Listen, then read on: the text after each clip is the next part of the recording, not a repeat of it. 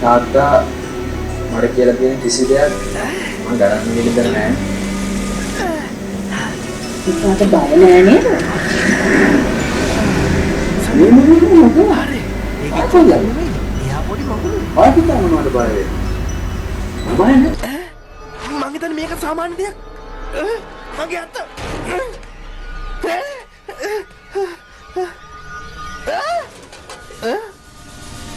මෙන්න මට පේනවා.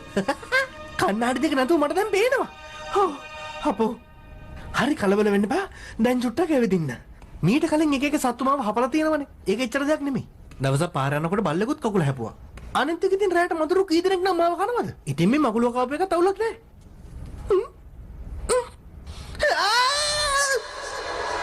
පීටර්, ඔයා කොහෙද ඉන්නේ? පීටර්?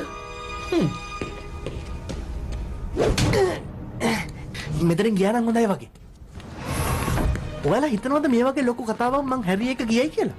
මගේ ඔළුවත් කරකිනවා. දැන් මුලින්ම කරන්න ඕන මොකද්ද මේ උනේ කියලා හරියටම හිතලා බලන එක. හරි හුස්මක් ගන්න. දැන් නිදාසේ හිතන්න.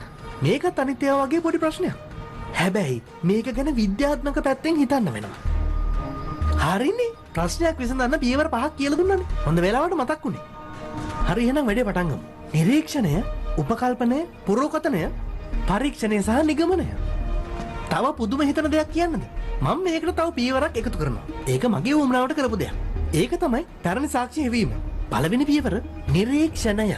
මම අර පැරණි සාක්ෂි හෙවීමක් දාන්නේ මේ පියවරටම තමයි. එතනදී මම මොකද්ද උනේ කියලා අහුවට පස්සේ යාලා කිව්වේ පරීක්ෂණවල හිටපු මකුළුවෙක් එළියට පැනනා කියලා. මේ මොකද මේ? මගේ ඇඟ වටේට නිකන් මොකක් හරි තියනවා වගේ දැනෙනවනේ. මේ පාර මොකද්ද මේ වෙන්නේ යන්නේ?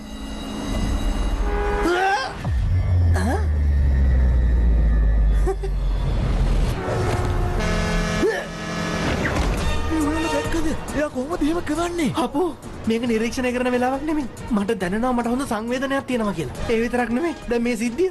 ඒක නියමයි. ජීවිතේට මෙහෙම දෙයක් කළා. කොහොමද මෙහෙම දෙයක් වෙන්නේ නැත්තේ? මකුළුවෙකුට වගේ බලයකුත් තියෙනවද දන්නේ නැහැ. මකුළුවෙකුට පුළුවන් තමන්ගේ බර වගේ 73 ගුණයක් උස්සගෙන යන්න. එයි මේ අර බලන්නකෝ. ඉක්මනට මගේ ෆෝන් එක ගෙනත් දෙන්න. වීඩියෝ කරන්න නේ කල්පනාව. ඒක කොහෙද මාත් එක්ක? හැබැයි මට දැන් සුපිරි බලයක් තියෙනවා.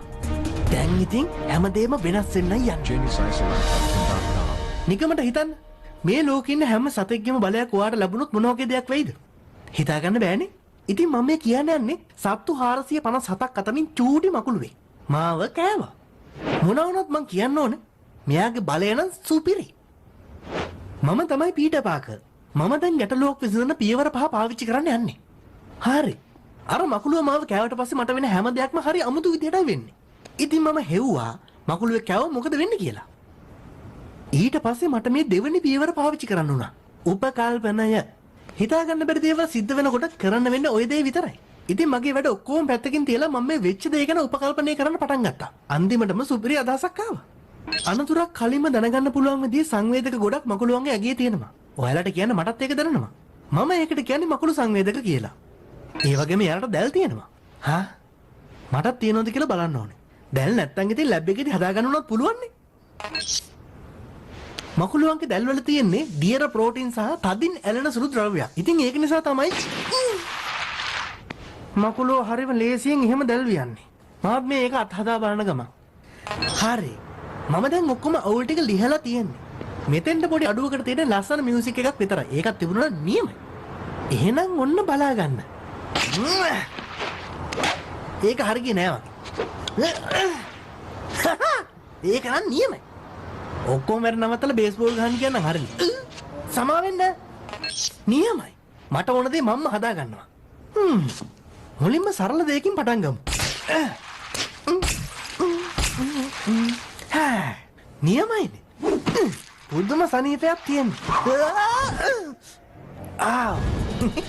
මේ තියෙන්නේ මගේ බොක්සින් ග්ලව්ස්.